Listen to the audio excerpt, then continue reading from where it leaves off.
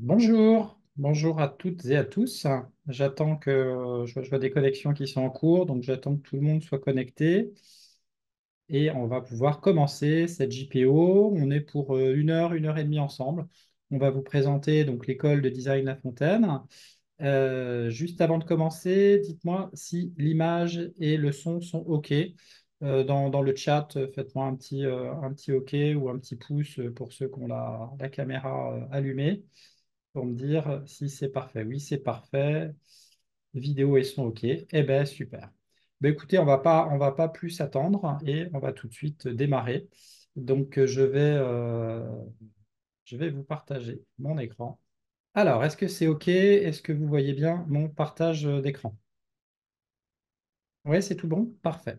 Eh bien, écoutez, on est parti. C'est le cas de le dire. Donc, bah, écoutez, je vous invite à rester focus. On va vous envoyer vous donner pas mal d'informations. Aujourd'hui, je suis avec Ophélie, qui est chargée de la communication à l'école, et Mégane, qui est responsable pédagogique. Et puis, bah, écoutez, tous les trois, on va s'occuper de vous. Et moi, je suis Mathieu Rouget, je suis le directeur de l'école de design. Alors, pour vous faire brosser un rapide tableau un petit peu de qui on est, c'est de vous dire que l'école de design La Fontaine, on est spécialisé dans les formations à design, en design graphique, design d'espace et design produit, et on permet à des créatifs d'obtenir un diplôme et de vivre de leur passion. Alors, notre méthode, elle repose sur trois fondements: la bienveillance, l'accompagnement et la professionnalisation. La bienveillance avec une pédagogie qui s'adapte au rythme de chacun, l'accompagnement par des professionnels en activité qui transmettent leur savoir-faire et leurs secrets, et la professionnalisation avec l'acquisition de compétences spécifiques qui permettent de faire la différence sur le marché du travail. Alors, on est basé au cœur de l'Auvergne, c'est pour la petite photo qu'on vous a mis, et nos apprenants, qui sont des étudiants ou des personnes en reconversion professionnelle, eux, sont situés sur tout le territoire français et au-delà. Notre constat, c'est que ce sont des créatifs qui, la plupart du temps, ont été bridés ou mal orientés dans leur choix de carrière. Et notre mission, c'est de les accompagner dans leurs projets pour qu'ils vivent de leur passion. Voilà pour le résumé en 3 minutes de l'identité de l'école et notre ADN. Et puis bah, maintenant, on va rentrer un petit peu dans le détail des formations de design à l'école La Fontaine. Alors, on a trois grandes spécialisations qui sont le graphisme, le design d'espace. Donc, le design d'espace, hein, ça inclut bien évidemment l'architecture d'intérieur, la décoration d'intérieur euh, et un peu plus, et le design produit, qui permettent d'obtenir 5 bachelors de niveau Bac+3. Donc, on a le bachelor designer graphique, le bachelor architecte d'intérieur, le bachelor designer produit, le bachelor designer global, qui permet d'avoir en fait trois spécialisations: graphisme, espace et produit, et le DEMAD, le diplôme européen des métiers d'art, qui permet de travailler deux spécialisations, soit graphisme et produit, graphisme, architecture, etc. Deux autres titres dont je ne vous ai pas parlé, qui sont l'infographiste metteur en page, qui est un titre RNCP, et le titre de designer UI, concepteur UI, pour être précis. Ensuite, on a pour des gens qui ont des idées un peu plus précises, qui ont déjà peut-être des acquis avant ou qui veulent faire des formations sur un format un peu plus court, on a ce qu'on appelle nos formations focus, où on va vraiment vous donner, on va dire, la quintessence de ce qu'on délivre dans nos bachelors dans des domaines spécifiques du design. Donc, bien sûr, les trois designs. Ça peut être une formation spécifique en dessin, en art plastique, sur un logiciel spécifique, en histoire de l'art, en histoire du design, en communication, en marketing, dans le design, en développement et organisation, en création d'entreprise. Sachant qu'en gros, tout ce que je cite là pour les focus, c'est inclus dans les bachelors. C'est déjà présent dans les bachelors. Le bachelor, c'est vraiment nos bachelors, c'est des formations vraiment à 360, dont l'objectif pour vous, c'est vraiment de pouvoir sortir et de trouver un métier des clients à la sortie. Alors, les bachelors, ils sont construits en 3 grades. Vous avez le grade 1, qui est un tronc commun, puis ensuite les grades 2 et 3, qui sont spécifiques par spécialisation. Il faut compter en moyenne 600 heures de travail par grade. Pour revenir un petit peu sur le grade 1, Le gradin, c'est l'équivalent d'une prépa design. Ça s'appelait la MANA il y a quelques années, la mise à niveau en art appliqué. C'est là où vous allez apprendre les bases. C'est accessible à tous. Les critères de sélection, c'est vraiment votre motivation et votre projet. On va s'assurer que votre projet s'inscrit dans ce qu'on peut vous proposer en tant qu'école. Et si c'est le cas, il n'y a pas l'obligation de savoir dessiner, de savoir déjà faire des choses. Nous, on part du principe, en tout cas, que vous savez rien faire. Et puis, si vous savez déjà faire des choses, ben, tant mieux, vous irez plus vite, tout simplement. Mais l'idée, c'est surtout qu'il n'y ait pas de lacunes qui s'installent au fur et à mesure des projets. Donc, le but du gradin, c'est de progresser pas à pas et puis de découvrir les différents domaines du design pour ceux qui ne savent pas encore forcément quelle spécialisation ils vont prendre. On a 8 modules de cours. Enfin, voilà, le gradin il est construit avec 8 modules. Et dans chaque module de cours, vous allez trouver du design, des arts plastiques, du dessin, de la communication personnelle, de l'histoire de l'art, du développement personnel, des cours sur la couleur, sur la technologie des matériaux. L'idée, c'est vraiment, quand vous construisez une maison, il vous faut des fondations solides. Sinon, tout ça, ça s'écroule au bout de quelques années. Là, c'est la même chose. Le gradin, c'est vraiment les fondations, le socle qui va vous permettre de pouvoir plus tard exercer un métier avec de bonnes bases, avec des bases solides. Ensuite, pour le grade 2, il y a toujours un tronc commun qui est lié aux cours de dessin, d'art plastique, d'illustration. Et après, toutes les spécialisations, vous avez le graphisme, l'architecture d'intérieur, le design produit, qui, elles, vont bien évidemment être travaillées par spécialisation. On est en mode projet, vous êtes avec des professionnels en activité, on vous fait travailler sur des projets concrets de design et on vous met tout de suite dans la peau d'un designer. Ça, c'est aussi important d'avoir cette information sur la façon dont on va vous faire travailler, dont on va vous faire apprendre. C'est la théorie est au service de la pratique et pas l'inverse. Et puis en grade 3, on va travailler la professionnalisation. Donc on va vraiment vous aider à vous projeter sur le post-diplôme et sur le métier que vous allez exercer par la suite. On va préparer avec vous un projet professionnel qui sera présenté devant le jury, qui sont eux-mêmes des designers professionnels. Donc l'idée, il y a vraiment tout le fil sous-tendu de la formation, c'est de vous donner, faire acquérir des compétences qui concrètement vont pouvoir vous permettre d'exercer votre métier.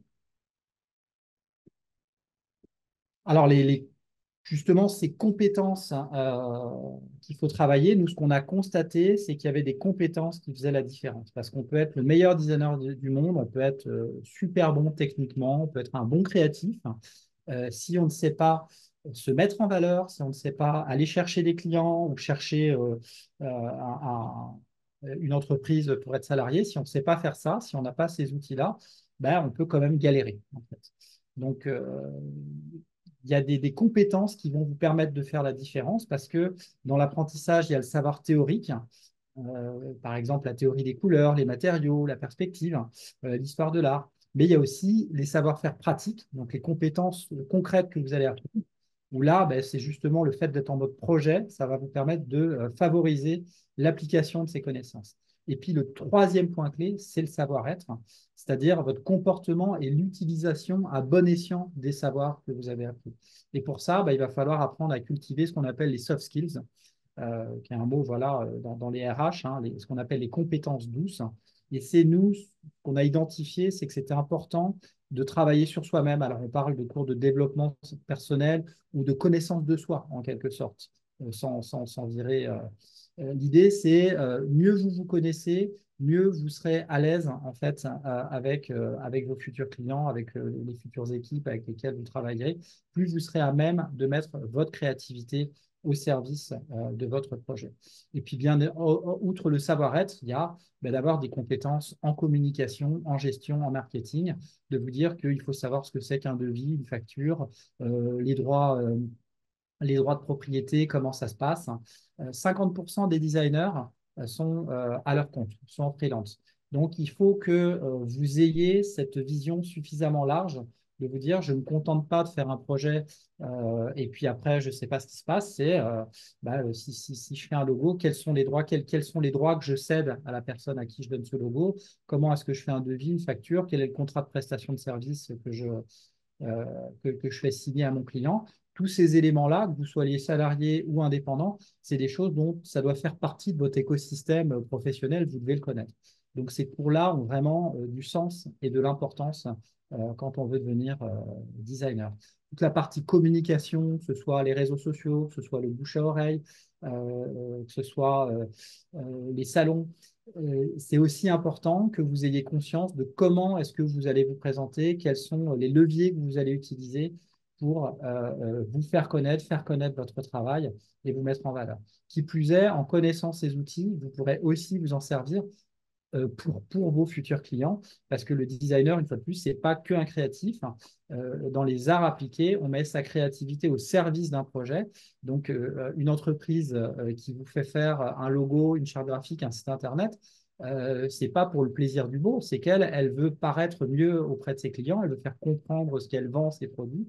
Donc, votre rôle, vous, en tant que designer, c'est justement de mettre en valeur l'entreprise, de la rendre esthétique, mais aussi fonctionnelle, utile, et de la faire comprendre à ses clients. Donc, vous devez aussi avoir cette capacité d'empathie et de compréhension de vos clients.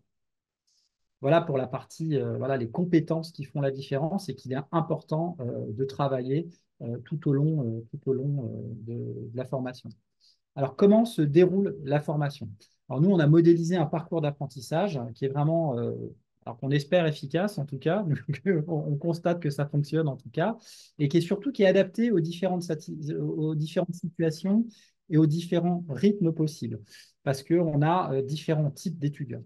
Donc, le premier type d'étudiants qu'on a, qui est à vrai dire un petit peu minoritaire, ce sont les élèves en formation post-bac. Donc, ils vont vouloir suivre un cursus de formation comme s'ils étaient en présentiel, mais à distance. Donc, nous, on a modélisé, c'est ce qu'on appelle nos cours en live learning. Il y a une rentrée par an. Vous avez des dates de rendu obligatoires d'une semaine sur l'autre, des cours en live learning, donc en visio, comme on est en train de faire aujourd'hui, avec les différents professeurs toutes les semaines, à raison en moyenne entre 10 et 11 heures de cours par semaine. Tout le contenu. Il y a des rendus obligatoires, comme je le disais. On est vraiment. Je ne peux pas vous aider à faire cela. Ah, Siri qui s'y colle. Euh, donc on est en mode étudiant. Ça, c'est ben voilà, des personnes en post-bac qui ont besoin d'un suivi, qui ne sont pas encore parfaitement autonomes et qui n'ont pas forcément de contraintes, mais qui veulent pouvoir travailler de chez eux, voilà, ne pas avoir forcément à payer un logement étudiant et puis aussi le prix d'une école en présentiel. Ben, c'est la formule vraiment la plus adaptée pour eux. C'est là où vous aurez le contact permanent avec les professeurs, puisque vous êtes tout le temps en direct avec eux, aussi bien pour voilà, les cours, les exercices, les corrections. Premier format, donc, quand on part sur un bachelor en live learning, on est parti pour 3 ans d'études, comme si on était dans une école en présentiel, sauf qu'on va pouvoir le faire de chez soi, ou d'ailleurs, à partir du moment où on a une connexion Internet et un ordinateur. Deuxième format, voilà, qui s'adresse à un public qui a besoin, on va dire, de plus de liberté de temps, c'est le e-learning, où là, vous allez vous inscrire grade par grade. Vous avez 12 mois d'accès par grade. D'un côté, vous allez retrouver vos cours sur une plateforme, des cours en vidéo, sous forme de replay consultables, qui sont bien sûr voilà, consultables 7 jours sur 7, 24 heures sur 24. C'est formidable, c'est Internet. Et puis, des corrections live à la demande avec des sessions toutes les semaines. Donc, toutes les semaines, en fonction de votre avancée, vous allez pouvoir faire des demandes de correction, poser vos questions. Vous avez un formulaire, vous vous inscrivez à une session de correction, que ce soit en dessin, en art plastique, en logiciel, en design. Et vous êtes par petits groupes d'élèves. Voilà, vous passez, vous avez vos corrections individuelles. Vous voyez vraiment concrètement la main du professeur qui affiche votre travail à l'écran et qui le corrige en direct avec vous. Cette formule-là, elle est très intéressante quand, d'une part, vous ne savez pas encore quel rythme de travail vous allez avoir, vous ne savez pas combien de temps vous avez disponible par semaine, peut-être que vous avez un job à côté, vous pouvez avoir une vie de famille, vous pouvez avoir, puisqu'on a toute une partie de nos élèves qui sont des personnes en reconversion professionnelle, On a des étudiants qui ont un job à côté, qui n'ont pas, une fois de plus, la plupart du temps, pas les moyens forcément de payer une école en présentiel et qui plus est un logement qui va avec. Ben, cette formule-là, ça leur permet à la fois d'avoir un job à côté, de regarder les cours ben, sur leur temps disponible. Et puis toutes les sessions en visio, elles ont lieu généralement en fin de journée, ce qui permet d'assister quand même au visio et surtout d'avancer à son rythme. Contrairement au live learning où là, on a un rythme contraint, on est comme en présentiel, les dates de rendu, c'est obligatoire. En e-learning, vous avancez à votre rythme. Si voilà, pendant un mois, vous avez eu un contrat pour un job à plein temps, ben, vous ne pouvez pas avancer. Le mois d'après, vous êtes disponible. Vous allez pouvoir travailler 35 heures par semaine sur le mois suivant. Et les professeurs, ben, vous arrivez avec telle correction de tel module, il corrige et il le valide avec vous pour vous dire si vous pouvez passer au suivant, et ainsi de suite. Donc, c'est une formule qui va vous permettre d'être souple et puis d'avancer tranquillement. Quand vous avez fini un grade, vous pouvez passer au suivant. Je détaillerai peut-être un peu plus après s'il y a des questions sur le sujet, vraiment l'écosystème pédagogique. La troisième formule qu'on peut vous proposer, c'est le speed learning. Là, vous avez envie d'aller plus vite. Donc, vous allez vous inscrire directement pour les 3 grades et votre objectif, c'est de pouvoir aller rapidement. Quand, vous savez, les étudiants, en fait, quand on dit 1 an d'études, ben, en fait, c'est 8 mois de cours, hein, puisque il y a 4 mois déjà de vacances scolaires.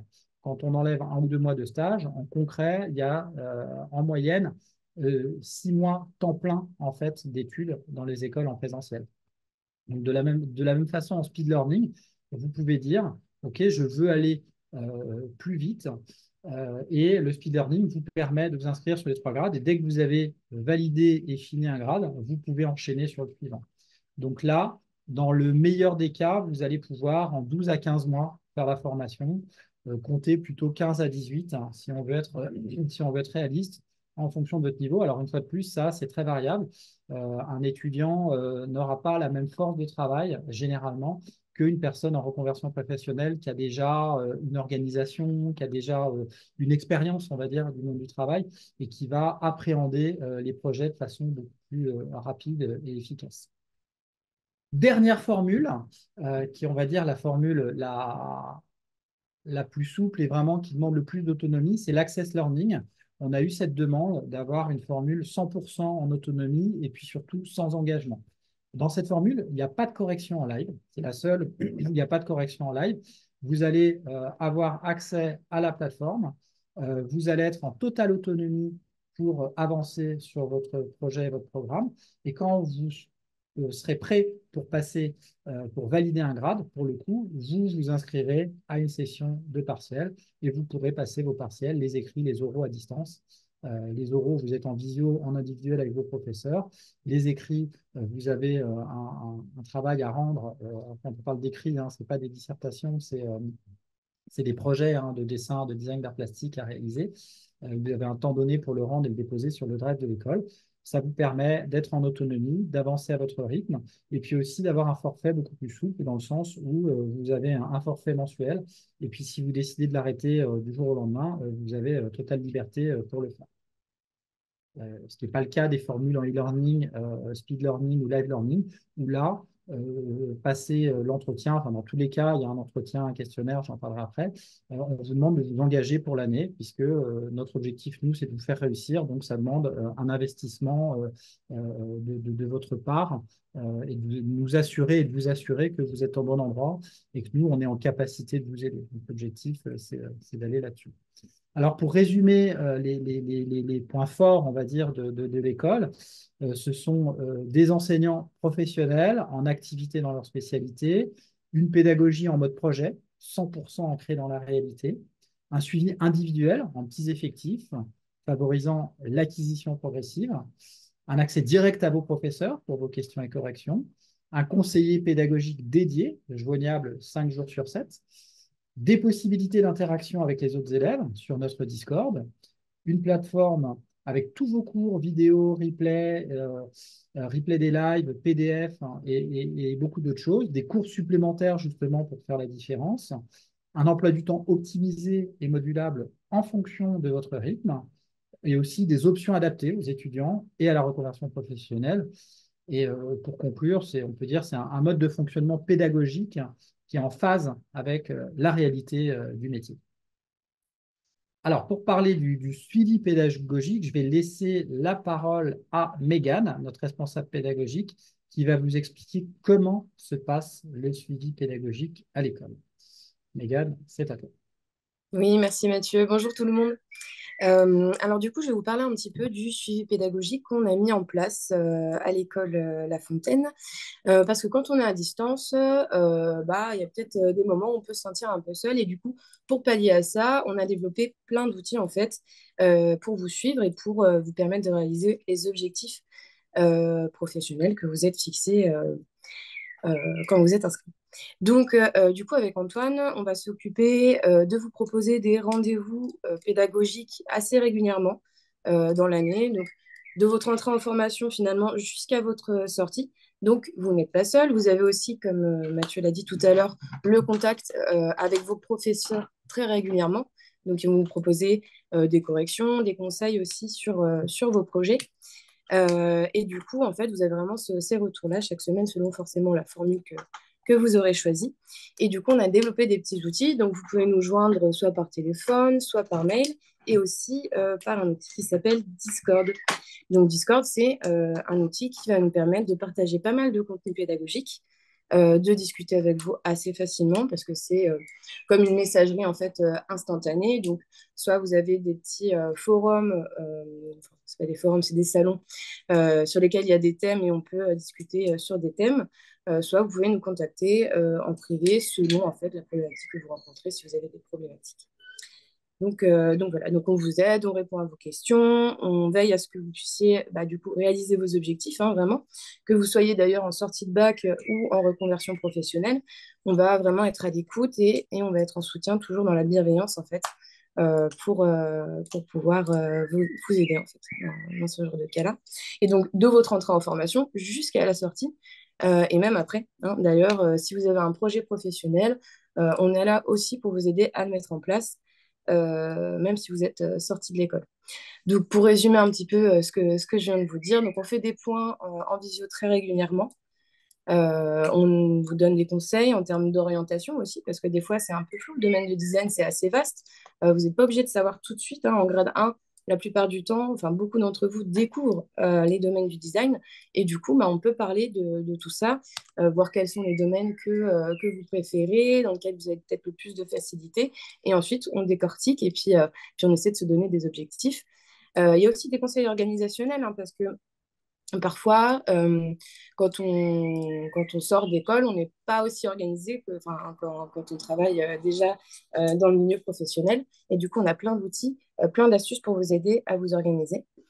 Du coup, on fait des bilans annuels assez souvent. On regarde ensemble les axes d'amélioration.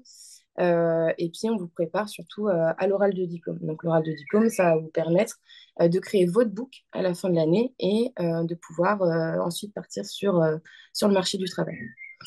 Et si j'ai un conseil à vous donner, du coup, à distance, donc vous ne serez jamais seul en soi parce que vous avez et le pôle pédagogique et les professeurs pour vous aider. Et en plus, vous avez le contact avec toutes les personnes en fait, qui font partie de l'école, donc tous vos camarades, tous ceux qui suivent aussi la formation. Et donc, si j'ai des conseils à vous donner, c'est vraiment dans ces métiers-là, surtout, de bien vous nourrir de tout ce que vous voyez. C'est vraiment des métiers très visuels, d'entretenir toujours votre créativité, de regarder tout ce qui se fait, de maintenir aussi le lien avec les autres. Ça se fait assez facilement, finalement, avec tous les outils qu'on a mis en place. Et de rester informé, du coup, via Discord, tout ce qu'on peut vous dire, des différentes actualités qu'on vous partage. On organise souvent plein de petites choses, donc que ce soit du partage, on va dire, de ressources, hein, de designers ou de nouvelles choses qui se font, mais aussi on organise des ateliers, par exemple, parfois sur des sujets très précis en design qui vous permettent aussi d'ouvrir un peu le champ des possibles dans ces métiers-là, et des masterclass, donc on a des professionnels qui viennent parler de leur parcours, de leur métier et qui peuvent aussi vous donner des idées pour la suite. Voilà, et pas mal de conseils. Et donc, dernier conseil que j'aurai à vous donner, c'est vraiment de garder vos objectifs en tête, voilà, de rester organisé et aligné en fait avec vos objectifs et de ne pas hésiter à demander de l'aide si vous voyez que vous êtes coincé à un moment donné. Ça peut arriver. Voilà, Merci beaucoup, Megan, je t'en prie. pour cette présentation du suivi des élèves. Écoutez, maintenant parlons modalités de financement et admission. Donc voilà un petit peu le parcours en fait que vous aurez à réaliser pour vous inscrire. D'abord, ça passe par la demande d'admission. Ensuite, concrètement, on va vous demander de répondre à un questionnaire d'orientation. L'objectif dans ce questionnaire d'orientation, c'est de connaître votre situation, là où vous en êtes dans votre projet, quels sont vos objectifs, quels sont vos acquis existants, s'il y en a, votre métier, etc., ou si vous êtes étudiant. Une fois que ce questionnaire d'orientation est rempli, vous allez avoir la possibilité, une fois que vous l'aurez validé, directement de prendre rendez-vous avec un conseiller d'orientation. L'objectif de ce conseiller d'orientation, ça va être concrètement de faire le point avec vous sur votre projet, de vous présenter en amont. On va vous donner pas mal d'éléments factuels sur le programme détaillé, bien sûr les tarifs, tous les différents éléments qui vont vous permettre de vous faire la meilleure idée possible de qui on est, comment on fonctionne, comment est-ce qu'on va vous accompagner.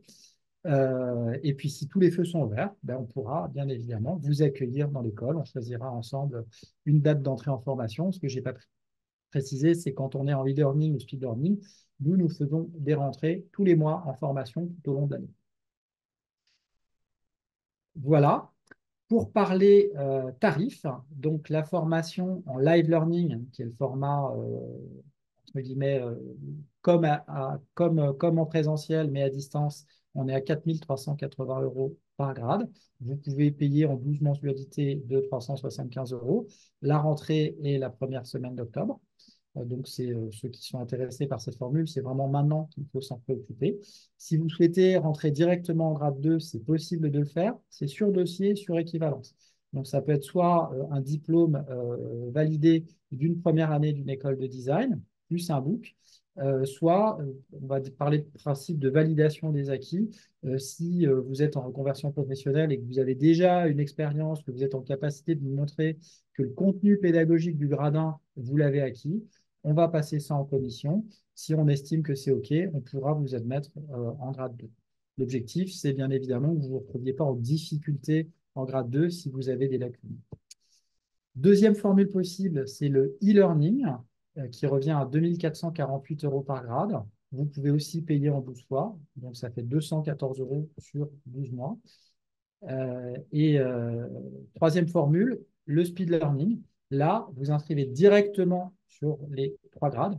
Donc, ça revient en fait, chaque grade va vous revenir à 2016 euros et soit 262 euros sur 24 mois, puisque le speed learning, vous avez 24 mois d'accès. En fait, l'objectif en speed learning, c'est porte bien son nom, c'est de faire la formation plus rapidement. C'est le même contenu pédagogique, c'est le même accompagnement, c'est les mêmes cours, tout est pareil, c'est le même diplôme. Mais par contre, votre objectif, vous, c'est d'enchaîner les grades et de vous dire, en fonction de mon temps disponible, je suis en capacité de faire la formation en moins de 24 mois. Donc, c'est le prix pour les 3 grades. Et puis, dernière formule, qui est une formule beaucoup plus libre, c'est l'Access Learning. C'est 142 par mois, sans engagement. Par contre, il n'y a pas de correction en live avec les professeurs dans cette formule. Si vous souhaitez des corrections, il va falloir entre guillemets, acheter des forfaits en fait, de correction supplémentaires.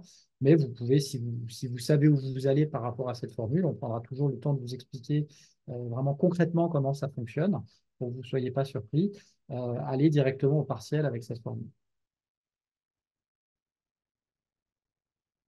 Pour parler des différents moyens de financement qui s'offrent à vous, alors il y a tout simplement l'autofinancement, qui est d'ailleurs la très grande majorité de nos élèves tout simplement financent leurs études, même si ça représente voilà, une certaine somme.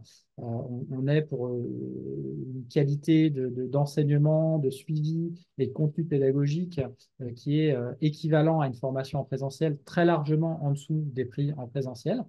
Donc l'autofinancement est généralement la formule qui est la plus privilégiée par nos étudiants. Selon vos situations, si vous êtes demandeur d'emploi, il y a la possibilité de faire fonctionner l'AIF de France Travail.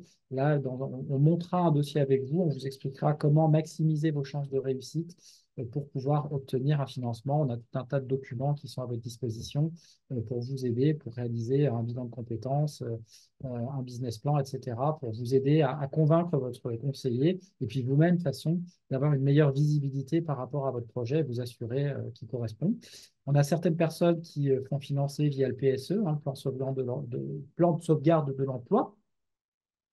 Ça fonctionne aussi. Vous avez aussi les OPCO pour toutes les personnes qui sont indépendants ou les petites entreprises.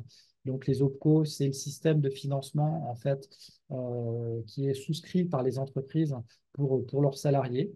Ou si vous êtes auto-entrepreneur, sous certaines conditions et en fonction de la nature de votre OPCO, il y a des financements possibles de tout ou partie de votre formation.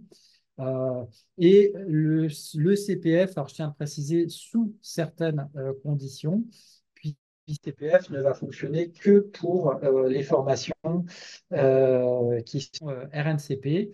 Donc nous, on a obtenu récemment 2 titres RNCP qui ont été validés, mais les financements ne seront fonctionnels qu'à partir de septembre, qui sont le titre d'infographiste metteur en page et designer UI.